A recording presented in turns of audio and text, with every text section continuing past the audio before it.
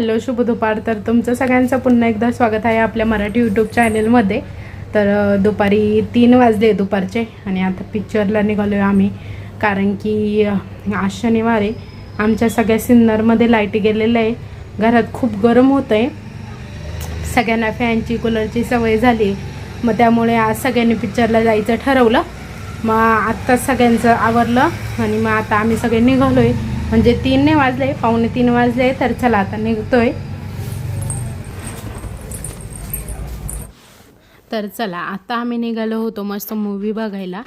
तर मराठी मूवी तर सगळ्यांनाच आवडते आणि देऊळ बंद पहिला मूवी जो होता तो बघितला होता आणि आता त्याचा सेकंड पार्ट आला आहे.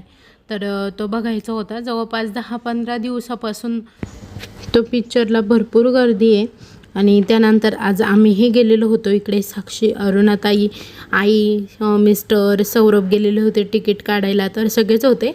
तर सगळे म्हणत होते की कारण सांगा पिक्चरला का आलो आहे ते. तर लाईट गेल्यामुळं आलो आहे असं. आणि गर्दीही भरपूर होती. त्यानिमित्ताने पिक्चर पण बघायला भेटला. तर पिक्चरची अशी छान अशी स्टार्टिंग झालेली होती. तर खूप छान आहे पिक्चर बघायला. शेतकऱ्याच्या जीवनावर पिक्चर आहे. तर बघून तर खूप छान वाटला पिक्चर.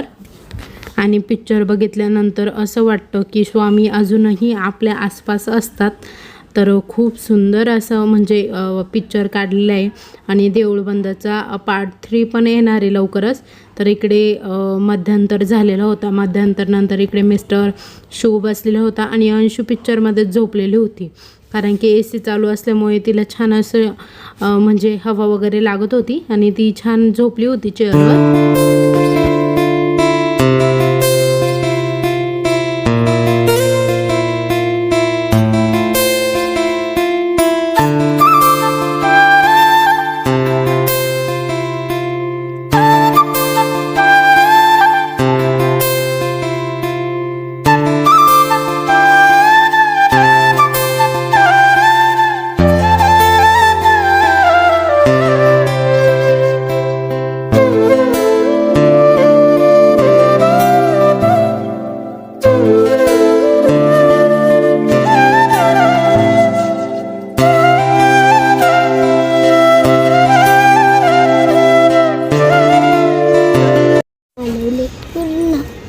महादेवाला ठेवण्यासाठी आईने एवढी मेहनत घेतली. का काय मशू हा का. आणि आम्ही जेवण करून पण आलो. सकाळी बस. तुमची जेवणाची सुट्टी झाली होती का. सकाळी आम्ही बसलो. सकाळपासून बसले आणि जेवणाची सुट्टी करून आता ब्रेक घेऊन परत पुन्हा सुरुवात केली आहे ना. ऊन किती झालं. हा किती. आणि पुन्हा इथे 2 बेडशीट बांधले. हा हे बघा आता बांधलं हे बेडशीट. असं पुन्हा चालू. आणि ऊन बघा किती झालंय. पण मी कालवले एवढं लई टाइम लागलं याला कालवायला आणि लई ताकद लागली. बावळी.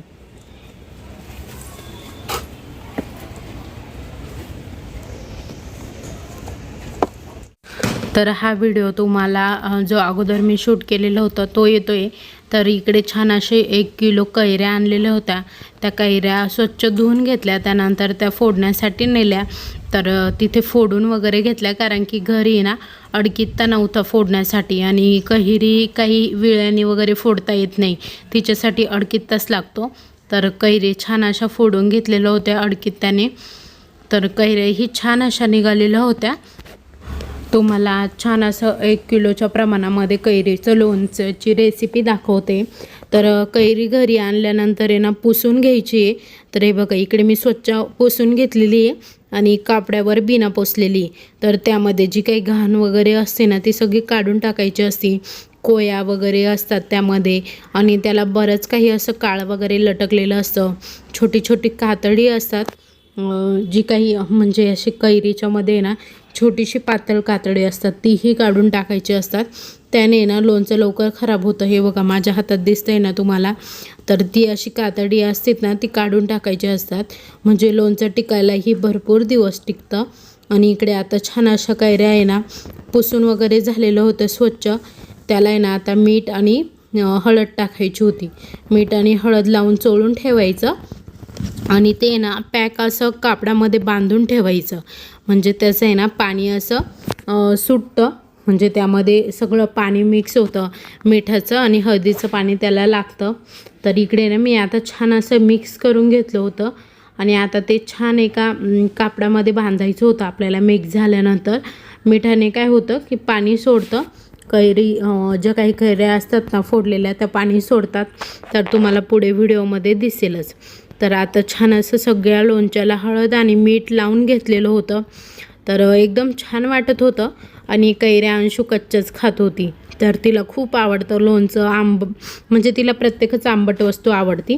त्यानंतर इकडे एक सफेद कपडा घेतला, त्या कपड्यामध्ये ना सगळ्या कैऱ्या वगैरे टाकल्या आणि कैऱ्या टाकल्यानंतर ना त्या अशा एका कापडामध्ये बांधून घ्यायच्या होत्या. तर आईने इकडे बांधण्यासाठी घेतलेल्या होत्या, पॅक अशी गाठण देऊन घेतली. तर घरामध्ये ना लोणचं काही जास्त कोणाला आवडत नाही, म्हणजे मिस्टरांना आणि आईला आवडतं, बाकी मलाही नाही जास्त आवडत आणि मुलं खात असतात कधीमधी. तर शिवलाही एवढं काही आंबट आवडत नाही, पण अंशूला खूप जास्त आंबट आवडतं. तर इकडे 1 किलो केलेलं होतं, कारण की घरामध्ये काही जास्त लोणचं खाल्लं जात नाही, मग ते वर्षभर ठेवायचं, तर मग थोडंच केलेलं होतं. आणि मला आहे ना गोड लोणचं आवडतं, गोड आंबट नाही, पूर्ण जे गोड असतं ना ते लोणचं आवडतं. तेही आम्ही लवकरच करणार आहोत, तुम्हाला तीही रेसिपी लवकर शेअर करेल. आता इकडे लोणचं बांधून ठेवलेलं होतं आणि बघा याला असा ओलसरपणा आला आणि खाली सगळं पाणी पण टिपकलेलं होतं. तर प्लेट ठेवलेली होती ना त्याच्या खाली, तर सगळं प्लेटमध्ये पाणी छान असं निथळून गेलेलं होतं. तर दुसऱ्या दिवशी सकाळी हे लोणचं म्हणजे ज्या काही खापा वगैरे होत्या त्या मी सोडल्या आणि उन्हामध्ये ना थोड्याशा कडक होण्यासाठी ठेवल्या. तर लोणच्याच्या खापा आहे ना एकदम छान अशा मुरल्या होत्या मिठामध्ये आणि हळदीमध्ये, तुम्हाला पुढे दिसेलच. तर खूप छान मस्त आपल्या खापा झालेल्या होत्या आणि हे बघा छान झाल्या होत्या ना खापा. तर त्या अशा सुकवून घेतल्या, सुकवल्यानंतर आहे ना अशा थोड्याशा कोमजलेल्या वाटतात, पण अशाच खापा लोणच्यासाठी वापरतात. तर इकडे सगळे साहित्य काढून घेतलेलं होतं, मोहरीची डाळ, मीठ, हिंग, मेथीदाणे, लवंग, मिरे, इकडे ही मिरे आणि दालचिनी, त्यानंतर बडीशेप, असं सगळंच काढून घेतलेलं होतं. आणि मिरच्याही लाल तिखटाच्या थोड्याशा मिरच्याही कलरसाठी दळून घेतलेल्या होत्या. तर बेडगी मिरची घेतलेली होती थोडीशी आणि काश्मीरी मिरची अशा मिक्स भाजलेल्या होत्या. त्यानंतर इकडे ना थोडीशी गरम करून घ्यायची होती आपल्याला मोहरीची डाळ, एकदम म्हणजे नाही का असं थोडंसं चटका बसेल अशी भाजायची होती. तर आईने ना इकडे थोडीशी गरम वगैरे करून घेतली.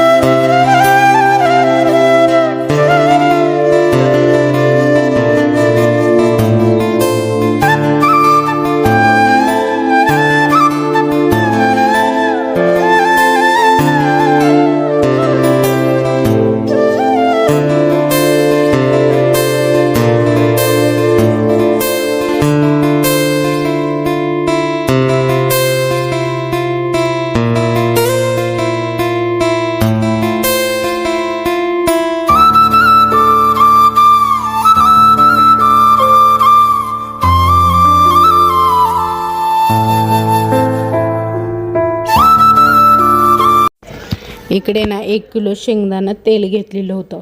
तर तेल आहे ना छान म्हणजे गरम करून घ्यायचं एकदम कडक कडक, की जे म्हणजे अशी फोडणी छान बसेल. तर मी तुम्हाला सगळं प्रमाण सांगते, किती प्रमाणामध्ये सगळं घ्यायचं आपल्याला वस्तू. तर 1 किलो म्हणजे कैरीचं लोणचं करण्यासाठी ज्या काही वस्तू लागत आहे त्या मी तुम्हाला सांगते.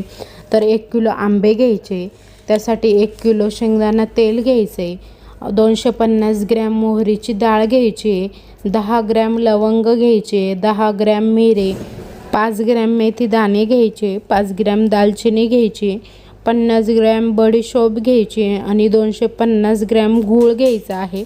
तर मी गूळ तुम्हाला व्हिडिओमध्ये दाखवलेला नाही आहे, पण मी नंतर मिक्स करून टाकलेला होता, तर गुळाने ना टेस्ट छान येते.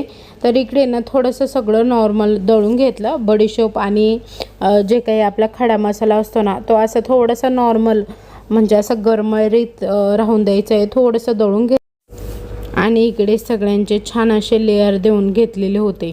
तर मीठ पण घेतलेलं होतं. मीठही थोडंसं मिक्सरमध्ये बारीक केलेलं होतं, कारण की जाड मीठ घेतलेलं होतं. जाड मिठाने ना लोणच्याला टेस्ट छान येते, त्यामुळे मग जाड मीठ घेतलेलं होतं आणि त्याला थोडासा गरका वगैरे देऊन घेतलेलं होतं मिक्सरच्या भांड्यामध्ये. आणि इकडे काश्मीरी आणि बेडगी मिरच पण दळून एका वाटीमध्ये घेतलेली होती. हळद पावडर पण थोडीशी घेतलेली होती. तर हळद पावडर आहे ना आईंनी थोडीशी टेस्टनुसारच टाकली होती. आणि इकडे आता बघत होतं तेल गरम झाली की नाही, फोडणी चांगली बसते की नाही. तर तेलही छान असं गरम झालेलं होतं, कारण की तेल ना फोडणीला कडक होऊन द्यावं लागतं. तर इकडे तेल कडक झालं की मगच त्यामध्ये म्हणजे अशी छान फोडणी बसते.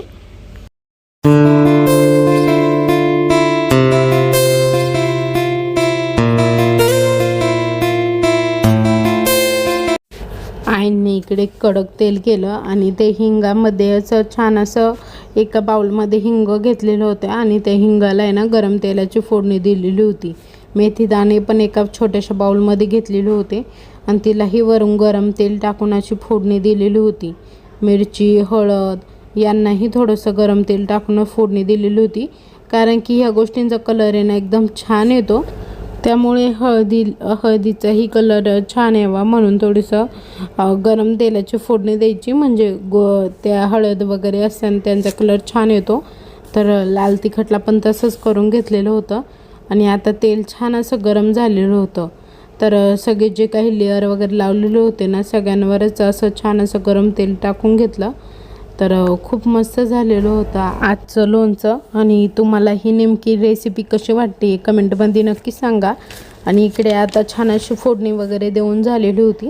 तर आता मी त्यामध्ये ना मेथी दाणे जे काही आपण मगाशी तेलामध्ये टाकलेले होते तर ते घालायचे. त्यानंतर हिंग असतो हा, तर हिरा हिंग असतो, तर तोही थोडासा घातलेला होता.